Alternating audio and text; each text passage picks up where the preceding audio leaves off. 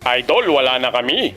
Yan na nga ang sinasabi ko sa iyo, puro ka kasi pag-ibig. Lahat na yata ng payo nasabi ko na pero hindi ka rin nakinig. Ngayon, ito na yung payo na dapat sundin mo. Mag-ML ka na lang, alam mo kung bakit? Halika rito, ipapaliwanag ko sa'yo. Sa ML, kapag nag-pick ka ng hero kung wala namang ibang gagamit, siguradong makukuha mo yan. Pero kapag yung tao pinili mo, napakahirap makuha kahit hindi naman nakaban. Yang jowa mo, kapag araw-araw kayong magkasama, siguradong magsasawa yan sa'yo. Ang ML, hindi magsasawa sa'yo kahit magdamag maghapon ka pang maglaro. Kayo naman girls, binibigyan ba kayo ng mga jowa nyo ng flowers saka ng Toblerone? Hay! Sa ML, kahit talo ka, bibigyan ka ng chocolate ni Moonton. Yang jowa mo, lagi na lang galit sa'yo, ang bilis maubos ng pasensya. Nako sa ML, magbuo ka ng enchanted talisman, hindi ka mauubusan ng mana. Yang jowa mo, kapag may ibang lakad, hindi nagte-text, hindi nagchat-chat, hindi siya nagpapaalam sa'yo. Si Moonton, kapag may binabago sa laro, laging nag-update sa'yo. Kaya naman, mag-ML ka na lang, yan ang mapapayo ko sa'yo. Habulin mo na lang yung star, kaysa habulin yung maling tao. Kapag may jowa ka, bata ka mag-overthink, lalong manghihina ka. Sa ML, magbata ka sa rank game, siguradong lalakas ka. Okay lang sa ML kahit paglaruan mo siya ng paglaruan. Kapag pinaglaruan mo si ML, hindi ka niya paglalaruan. Pero kapag feelings ng jowa mo ang iyong pinaglaruan, baka paglaruan ka din niya tapos sa huli, ikaw pa yung masasaktan. Sa ML, napakaraming hero na pwede mong pagpilian. Yung jowa mo na hindi nagbabago ng ugali, yan lang ang pwede mong pagtyagaan. Yung jowa mo, habang tumatagal, manlalamig na sa'yo. Sa ML, habang tumatagal, mag-iinit ka talaga, pati baterya ng cellphone mo. Kapag nag-aaway kayo ng jowa mo kung ano-anong matututunan mong masasakit na salita. Sa ML, kapag may masasakit na salita, minumute niya kaagad, hindi niya hayaang makita mo pa.